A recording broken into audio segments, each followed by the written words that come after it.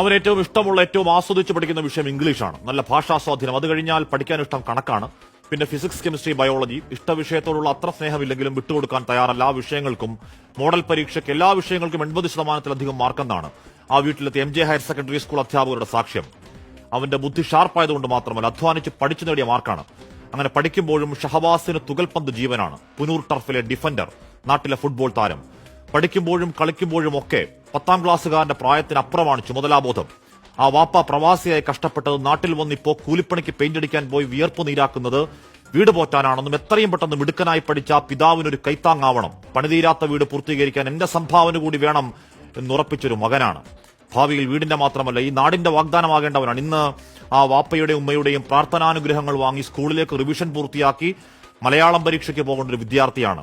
ഇന്നലെയാണ് റമദാന്റെ 1ാമത്തെ നോമ്പ്. അത് പൂർത്തിയാക്കി പ്രിയപ്പെട്ട മകന്റെ പരീക്ഷാ വിജയത്തിനടക്കം പ്രാർത്ഥിക്കേണ്ട ഒരു ഉമ്മയും വാപ്പയും.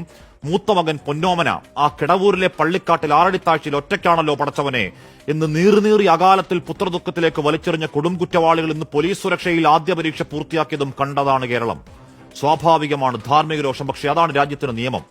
കുട്ടിക്കുറ്റവാളിക്കൂട്ടത്തിന് പരീക്ഷ എഴുതാനുള്ള അവകാശങ്ങളെപ്പറ്റിയുള്ള കാണ്ടം സൈബർ ക്യാപ്സുകൾ പറക്കുന്നുണ്ടെങ്കിലും ആ ചട്ടവും നിയമവും എന്താണെങ്കിലും മകനും മയ്യത്ത് നിസ്കരിക്കേണ്ടി വന്ന ഒരു അങ്ങേയറ്റം നിസ്സഹായനായ അച്ഛനു വേണ്ടി ശബ്ദമുയർത്തിയ സംഘടനകൾക്ക്, അതിന്റെ നേതൃത്വങ്ങൾക്ക് ഹൃദയാഭിവാദ്യങ്ങൾ. കേരളമേ, ഈ മാരക മരുന്നുകൾ വലിച്ചുകയറ്റി നെഞ്ചക്കും മാരകായുധങ്ങളുമായി ആർത്തലയ്ക്കുന്ന ഭ്രാന്തൻ കൂട്ടത്തിന് കുത്തിക്കീറി തിന്നാൻ ഞങ്ങൾക്കിനി മക്കളില്ല എന്ന ആർജവത്തോടെ മുന്നോട്ടിറങ്ങേണ്ട ഒരു കറുത്ത കാലമാണ്. കെട്ടകാലത്തിന്റെ ആധികൾ ഇന്ന് നാടിന്റെ സഭയിലും കേട്ടു കേരളം.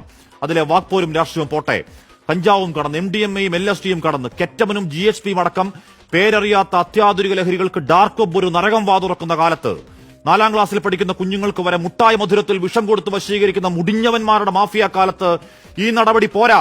മിസ്റ്റർ ചീഫ് മിനിസ്റ്റർ, വേണ്ടത് സാരോപദേശമല്ല, നാടിനെ കാക്കാൻ ആനുപാതികമായ ആക്ഷൻ പ്ലാനാണ് എന്ന് പ്രതിപക്ഷം സഭയിൽ പറയുന്നതിൽ രാഷ്ട്രീയം കാണേണ്ട ഈ നാടിന്റെ ശബ്ദമാണ്. എൻഫോഴ്സ്മെന്റ് ആയുധമെടുത്ത് അന്തിമ യുദ്ധത്തിന് ഇറങ്ങണം സർക്കാർ. മക്കളെ കാക്കാൻ ഒരു വൻമതിൽ തീർക്കാൻ കൈകോർക്കണം. നമ്മൾ മനുഷ്യത്വം മരവിച്ചു മരിക്കാത്ത മനുഷ്യർ. മിണ്ടാതിരിക്കുന്നവർ, മൗനം കൊണ്ട് പിന്തുണയ്ക്കുന്നവർ, രാഷ്ട്രീയ ന്യായം ചമയ്ക്കുന്നവർ, ഈ നാടിനെ കഴിവേറ്റാൻ നാർക്കോസ് തെമ്മാടിക്കൂട്ടത്തിന് ദാസ്യപ്പണി ചെയ്യുന്ന കങ്കാണിപ്പട.